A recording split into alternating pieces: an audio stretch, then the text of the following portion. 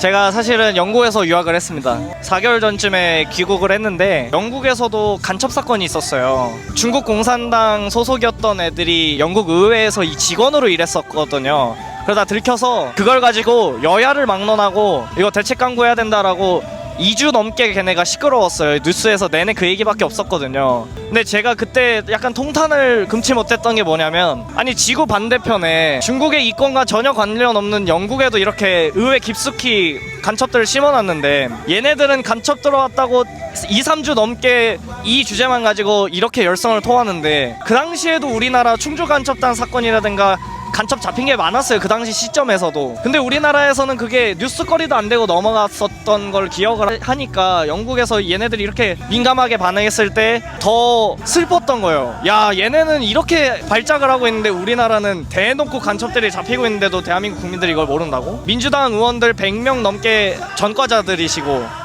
그 중에 상당수가 집시법 위반, 국가보안법 위반, 간첩 혐의가 있었었던 그런 이력을 가진 분들이거든요. 저는 이런 분들이 국회의원 당선된 것도 신기한데 이런 거를 대부분 모르시더라고요, 국민들이. 그런 게 굉장히 답답했고, 영국에 있을 적에 아무래도 세계사적으로 그 다음에 국제정치학적으로 세상을 바라보려는 그런 시도를 하게 되다 보니까 저는 한 1-2년 전부터 우리나라의 상황을 굉장히 우려를 하고 있었어요. 왜냐면 우리나라가 지금 이념 전쟁의 최전방이라고 우리는 학창시절 때 배웠고 지금도 그럴 거라고 생각을 하시고 계신 국민들이 많아요. 보수우파 어르신들도 대부분 그렇게 생각하세요. 그래서 집회에서 뭐 빨갱이한테 나라를 넘길 겁니까? 뭐 북한이 될 겁니까? 이런 말씀을 하시는데, 사실 우리가 더 무서워해야 되는 건 북한이 아니라 중국이거든요. 왜냐면 우리나라가 이데올로기 이념 전쟁의 최전방인 거는 맞는데 거기에 하나 추가적으로 지금 지정학적 위치가 변해가고 있어요. 왜 그러냐면 미국이 한 10년, 20년 세상을 이끌어 나갈 산업을 미리 세팅을 해놔요. 그리고 이거 우리는 이거에 맞춰서 국내 정치적으로도 국외 정치적으로도 이거 밀고 갈 거다 이런 얘기를 해요. 2000년대 초반에 뭐였어요? 2000년대 초반에 미국이 생각할 때 세상을 주도할 거라고 생각했던 산업이 뭐였어요? 정보화 사회라 그러면서 인터넷이 세상을 바꿀 거라 그랬어요. 1990년대 말 2000년대 초반에. 그러면서 구글, 아마존 이런 애들이 큰 거예요, 그때부터. 2010년대는 뭐였을까요? 10년 스마트폰이었어요. 그래서 아이폰, 페이스북, 인스타그램 이런 데가 커진 거예요. 그리고 20년대가 AI예요. 이제 최근에 미국이 AI가 세상을 주도할 거라고 선언을 한 거예요. 근데 AI가요, 반도체를 어마무시하게 많이 먹어요. 딥러닝 같은 거 해야 되려면은 엄청나게 큰 데이터베이스를 써야 되고요. 그거를 분석해야 되는 슈퍼컴퓨터도 필요합니다. 그래서 서버룸이 엄청 커져요. 반도체에 대한 수요가 급증하기 때문에 이제는 반도체를 자원 취급하기 시작했어요, 미국이. 근데 미국이 석유 자원 확보하려고 70년대, 80년대, 90년대 미국이 중동에서 무슨 짓을 벌였죠? 전쟁도 불사했죠. 이란 팔라비 왕조는 친미 정권이었어가지고 미니스커트 입고 너무 자유롭고 너무 부자 나라로 잘 살았어요.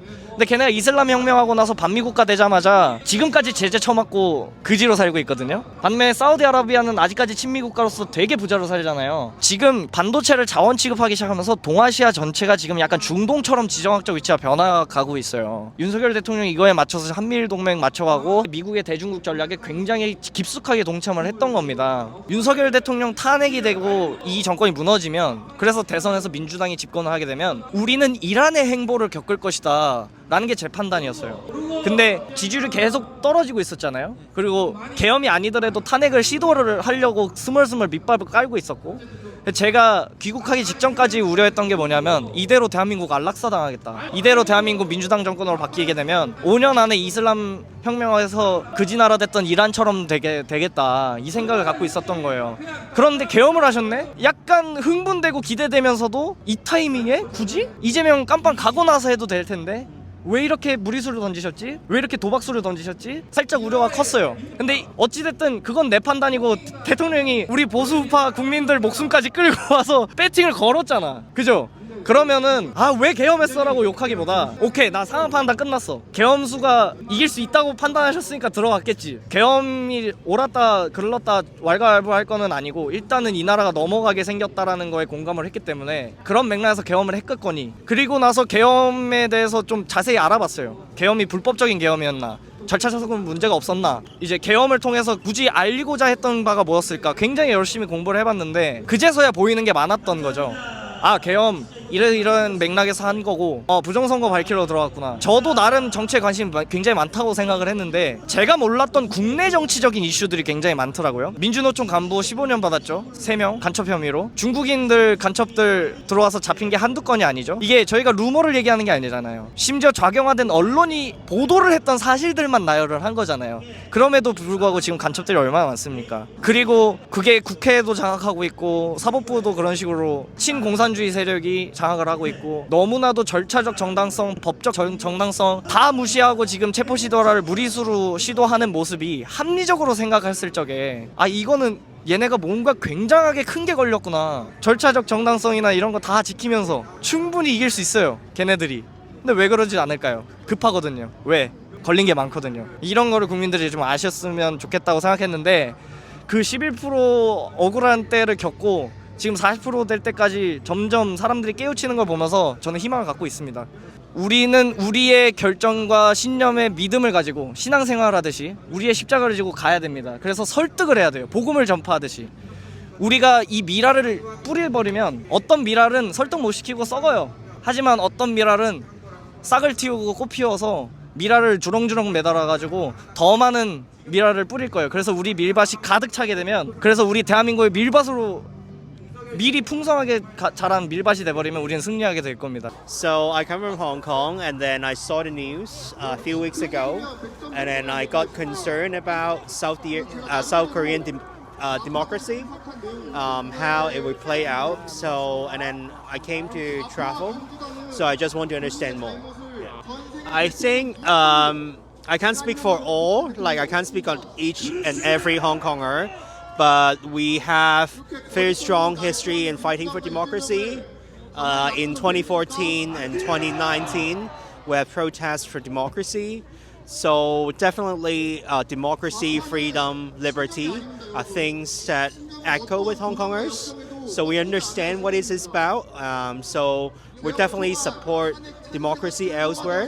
What is your opinion when you see Korea situation? I mean, everyone was shocked. So I was an exchange student here in Korea back in 2017. So the first response, or like the first concern, would be whether it was about North Korea. Was it something caused by North Korea? But it turns out to be not. So then we're like, what happened? Is it like walking backwards in terms of history, because we knew about the history of South Korean democratization? So we were wondering like what would happen. But we were also glad that the martial law declaration ended within a few hours. What do you wanna tell Korean people? I guess, well, especially the generation before you knows much better than I do about fighting for democracy, as they have demonstrated through history.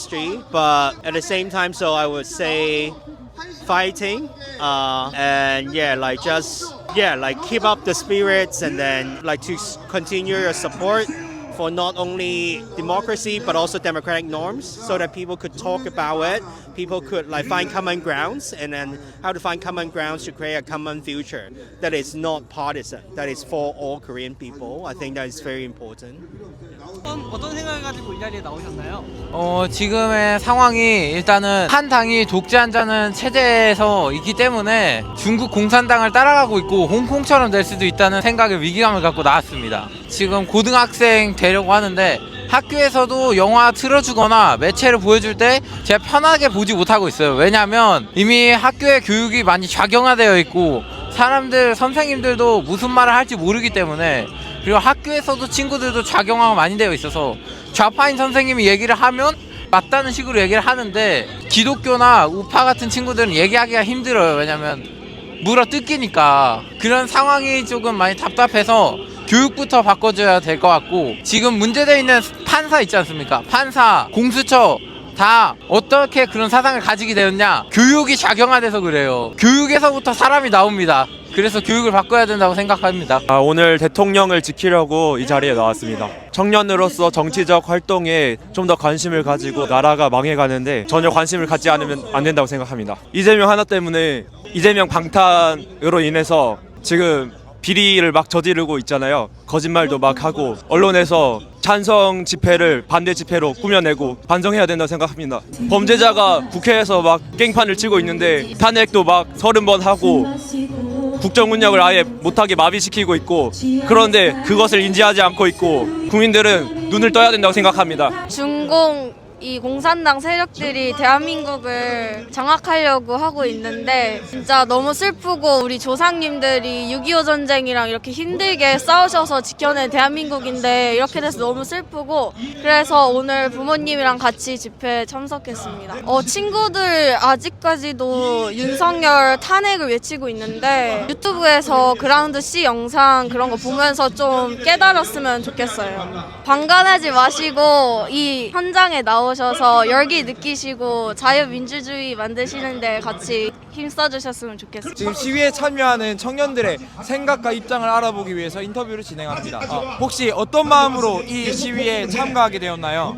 전 일단 윤석열 대통령님께서 탄핵 가결이 되고 나서부터 시위를 참여하고 있었는데, 제가 아는 바로는 탄핵이 가결된 거부터 해서 적법한 법적 절차에 맞지 않아서 다 무효가 돼야 된다고 생각해서 나오고 있습니다. 이제 점점 청년들이 지금 작금의 사태를 깨닫고 늘어나고 있는 추세인데, 저는 아직 부족하다고 생각하고 더 많은 청년들이 깨어나서 함께 했으면은 이 어르신들이 주가 되는 게 아니라 저희 청년들이 주가 되는 그런 현장이 됐으면 좋겠습니다. 첫 번째로 지지율이 지금 11%에서 46%까지 올랐지 않습니까? 지금 민주당이 자충수를 두고 있고 대통령께서 계엄을 내린 이 적법성에 대해서 확인이 되고 있기 때문에 대통령님께서 직무에 복귀하는 날까지 시위에 임할 생각입니다. 현재 25살입니다. 제가 중학교 1학년 때 세월호 사태가 났었죠. 근데 그 당시 어린 나이인 저조차도 점점 이 흘러가는 시국이나 언론이 되게 뭔가 이상한데라는 느낌을 계속 받아왔습니다. 근데 아니나 다를까 선동이었고, 옛날부터 아예 지속되어 왔고, 교회를 다니고 있는데 교회에서도 좌파 목사, 좌파 장로, 집사 많이 봤고요. 사성형이신 어르신들이 단순히 지혜가 많다, 오래 살아왔다, 겪어왔다 라는 이름으로 선동이 되는 게 너무 화가 나고, 지금 상황에서 이제 2030 분들, 제 나이 또래 분들 많이 나오시면서 저도 용기를 얻고 나오게 되었습니다. 어찌 보면 이승만 대통령 건국 이후로 잘한 것들에 대해 모든 게 지금 부정되고 있는 시국이기 때문에 이거는 바로잡아야 되지 않나. 저는 가장 위험한 거는 법을 어기고 있는 상황입니다. 법치주의 국가인데 법을 개나 져버린 상황 아닙니까? 법 위에 감정이 있는 나라. 저는 사실 정치에 그렇게 크게 관심이 없었는데요. 이번 계기로 인해서 제가 갖고 있던 신념이 더 확실해진 계기가 된 것 같아서 맞습니다. 일단 민주당에서 지금 하고 있는 행동들이 정말 옳지 않다고 생각했고요.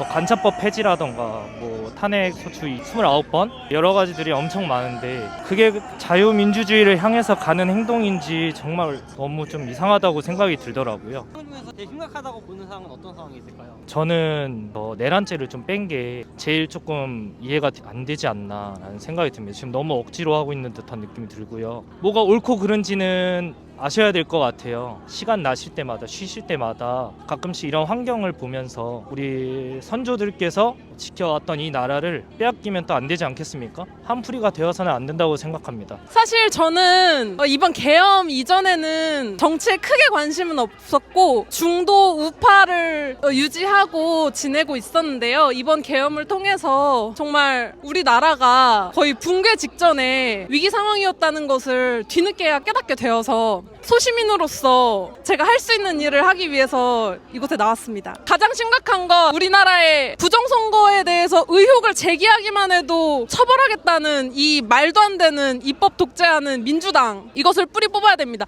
이재명으로 끝나는 게 아닙니다. 민주당 그리고 부패한 이 사법기관들 다 뿌리 뽑아야 우리나라가 재건이 되고 더 살기 좋은 나라가 될 거라고 생각합니다. 나오면은 젊은 사람들, 어르신들이 이제 서포트 많이 해준다 이런 얘기도 듣고, 오늘 이제 헌재나 이런 부분 여러 사태가 있지 않았습니까?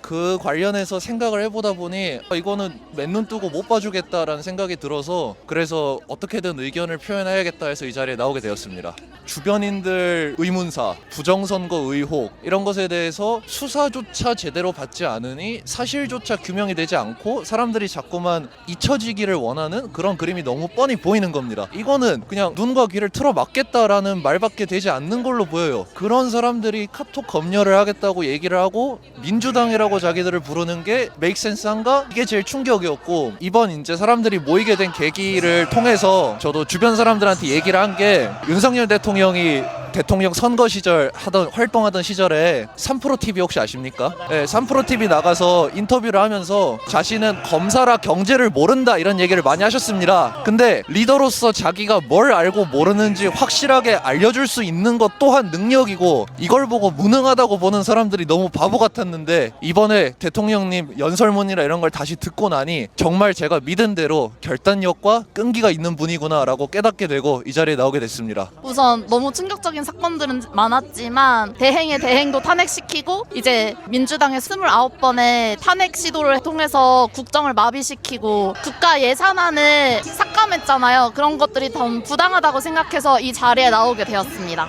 우선 윤석열 대통령님이 지키시려는 자유 대한민국을 저도 지키고 지지하기 때문에 함께 나와서 지지하고 응원의 목소리를 내야 한다고 생각합니다. 그리고 국민들이 아직까지 진실에 대해서 알지 못하는 이유는 좌편향된 언론과 민주당의 선동질에 의해서 아직 깨어나지 못하고 있기 때문이라고 생각하기 때문에, 그라운드 C라든지 다양한 진실들을 찾아보시고 직접 찾아보시고 어떤 게 진실인지를 알고 함께 나와서 이 자리에서 함께 싸워주셨으면 좋겠습니다. 청년으로서 한국의 상황이 어떤 상황이라고 생각하세요? 지금은 자유민주주의와 공산주의의 싸움이라고 생각합니다. 이것은 지금 체제 전쟁이라고 생각합니다. 총과 칼만 없는 체제 전쟁 중인 상황입니다. 함께 나와서 싸워야 한다고 생각합니다. 지금 좌파의 우파의 싸움이 아닙니다.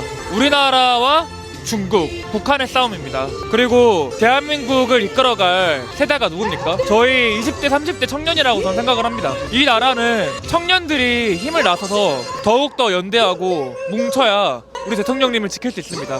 실제로 탄핵 찬성 집회에는 최근 많은 중국인들이 발견이 되었습니다. 그리고 실제로 많은 중국인들이 우리나라를 먹기 위해서 최근 또 윤석열 대통령 관저도 촬영하고 우리나라 국가 비밀도 다 드론으로 촬영을 하고, 또 민노총 간부가 북한의 간첩이라는 사실을 받고 징역 15년을 받은 적도 있습니다. 하지만 민주당은 이러한 간첩들을 강력하게 처벌할 수 있는 간첩법을 절대 통과시키지 않았습니다. 그래놓고 윤석열 대통령 보고 내란 수계라고 합니다. 한 나라의 국가 원수가 어떻게 내란을 합니까? 진정한 내란을 하면서 대통령을 내려오르게 하는 거는 민주당입니다. 그 뒷배에 중국과 북한이 있다고 저는 믿고 있습니다. 윤석열 대통령을 지킴으로써 지켜지는 자유민주주의를 수호하기 위해서 지금 이 자리에 왔다고 생각을 합니다. 원래는 계엄령 전에는 그 물밑에서 이루어지고 있었던 체제 전쟁을 물 위로 끄집어내서 올려진 그 계엄령 하에서 지금 저희가 직접 국민으로서 체제 전쟁 속에 뛰어들었다고 생각해서 이 자리에 참여하게 되었습니다. 그 지난 문재인 정권 때 확실히 느꼈는데요. 두 가지였습니다. 문재인 정권 임기 초에 그들이 이제 개헌을 얘기를 하면서 분명하게 민주주의에는 다양한 종류가 있으며 굳이 자유를 추구하지 않아도 된다라고 분명히 그 문재인 정권에서 입법 취지를 그렇게 유도를 한 걸 제가 기억을 하고 있어서, 이 사람들이 자유민주주의 수호에 의지가 없구나, 일컫자면은 뭐 사회민주주의나 인민민주주의를 혹시나 그쪽에서 추종하는 게 아닌가라는 의심을 하게 되었고, 그 이후에 이제 코로나 시국을 겪게 되면서 전국민 감시, 전국민 행동을 감시하는 그런 체제를 맛보기로 한번 경험을 문재인 정권 하에서 해봤잖아요. 만약에 문재인보다 더한 그 다음 정권 혹은 이재명 정권이 만약에 들어서게 된다면은 이건 맛보기가 아닌 중국 영향 하에 있는 정말 통제된 민주주의 하에서 저희가 살게 될 것이라고 걱정을 하게 되었습니다. 우리의 신앙과 자유를 빼앗기기 직전입니다. 우리의 소중한 신앙과 자유를 지킵시다. 1월 18일 토요일 오후 2시 국회의사당역 3번 출구, 함께 모여 나라를 위해 기도합시다. 세이브 코리아 파이팅! 아니, 내 카톡을 검열한다고? 이거 정말 말이 안 됩니다. 우리 다 함께 막읍시다. 부산은 서면 롯데백화점 앞 2시부터 4시까지 다 함께 모여 기도합시다. 저희 2030들이 함께 모여 자유민주주의 대한민국을 위하여 힘써야 됩니다. 1월 18일 토요일 오후 2시 대전역 소광장에서 다 모입시다. 세이브 코리아 파이팅! 낙동강 전투의 마지막 방어선이 되었던 다부동 전투의 정신으로 다시 한번 대구 시민의 저력을 보여주세요. 대구는 동성로 중앙파출소 앞 오후 2시부터 4시까지. 우리 그때 세이브 코리아로 함께 만납시다. 우리의 미래는 우리가 지킨다. 포항은 19일 3시에서 5시까지 기도하러 모입시다. 한 대한민국 세력이 대한민국을 망치고 있습니다. 1월 18일 토요일 오후 2시 인천 구평역 광장에 모여 다 같이 기도합시다. 세이브 코리아 화이팅! 기도로 자유민주주의를 지킵시다. 1월 18일 토요일 오후 2시 전주 오거리 문화광장에서 기도회가 있습니다. 우리 모두 모여서 나라를 위해 기도합시다. 세이브 코리아 화이팅!